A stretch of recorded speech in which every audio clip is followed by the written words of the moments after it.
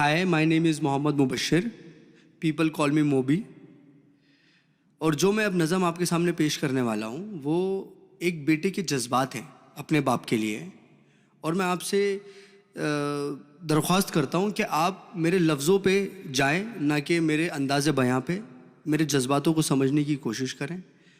और इसमें कुछ वर्ड्स हैं जिनका मैं आपको पहले मतलब बता देना चाहता हूँ। जैसे कि एक वर्ड है फजर। फजर मतलब वो वक्त जब सूरज उगने वाला है। एक वर्ड है बेलोस। बेलोस मतलब अनकंडीशनल। सो जब ये मतलब I will recite this poem to you will get to know about these words. और पोएम जो है, जो नज़म है मेरी, वो इस तरह शुरू होती है कि नन्ही सी आंखें और मुड़ी हुई उंगलियां थी, ये बात तब की है जब दुनिया मेरे लिए सोई हुई थी। नन्ही सी आंखें और मुड़ी हुई उंगलियां थी, ये बात तब की है जब दुनिया मेरे लिए सोई हुई थी।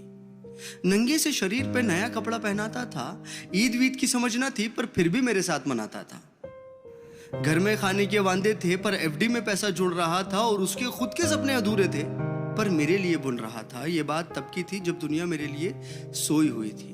वक्त कटा, साल बढ़ा, पर तब भी सब अनजान था, मैं फिर भी उसकी जान था। बिस्तर को गीला करना हो या फिर रातों को रोना, एक बाप ही था जिससे छीना मैंने उसका सोना था। सुबह फजर तक गोदों में खिलाता, झूलों में हिलाता, फिर दिन में कमाता, शाम में चला आता, कभी खुद से परेशान, कभी दुनिया का सताया था। एक बाप ही था जिसने मुझे रोते हुए हंसाया था। अल्फाजों से तो गूंगा था मैं, पर वो मेरे इशारे समझ रहा था। मैं खुद इस बात से हैरान हूं आज कि कल वो मुझे किस तरह पढ़ रहा था।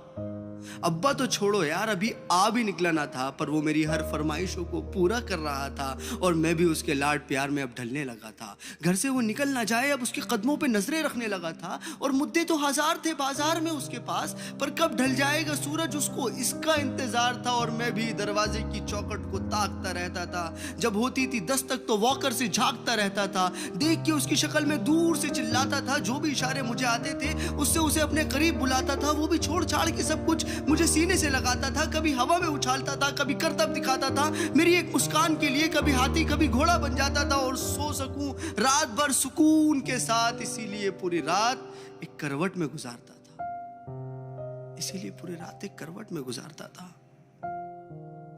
पर वो बचपन शायद अब सो चुका था, और मैं जवानी की दहलीज में कदम रखने लगा था। उसकी कुर्बानी को उसका फर्ज समझने लगा था। चाहे वो फिर खुद बिना पंखे के सोना हो, या मुझे हवा में सुलाना, या फिर ईद का वो खुद पुराना कपड़ा पहनना हो और मुझे नया पहनाना, या तपते हुए बुखार में वो ठंडे माथे पे रखी हुई पट्टियां हो, या मेरी हर जिद के आगे झुक जाना। वो बचपन था, वो गुजर गया, वो रिश्ता था, वो सिकुड़ गया, और मैं उस कुर्बानी के बोझ को उठा नहीं पाया। इसीलिए वो शहर में कहीं दूर छोड़ आया। नया शहर था, नए शहर की हवा मुझ पे चढ़ने लगी थी। अपने बाप की हर नसीहत मुझे एक बचपना लगने लगी थी।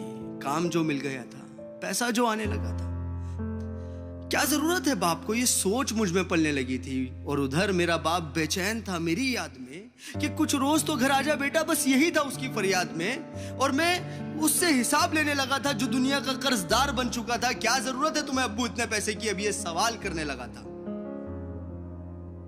अब घड़ी का कांटा फिर पलट चुका था। कल तक मैं किसी का बेटा था, आज किसी का बाप बन चुका था, और हसरतों का स्वेटर मैं भी बुनने लगा था। कल क्या करेगा मेरा बेटा, मैं भी यही सोचने लगा था। अब दुनिया में ना उससे कोई आगे था, ना कोई अपना था, सब पराया था, बस वही एक सपना था। तब मुझ में एक जज्बात उमड़ने लगा था, जिस जज्बात से मैं हमेशा अनजान था कि कल क्या गुजरी होगी मेरे बाप पे। अब मुझे ये समझ आने लगा था,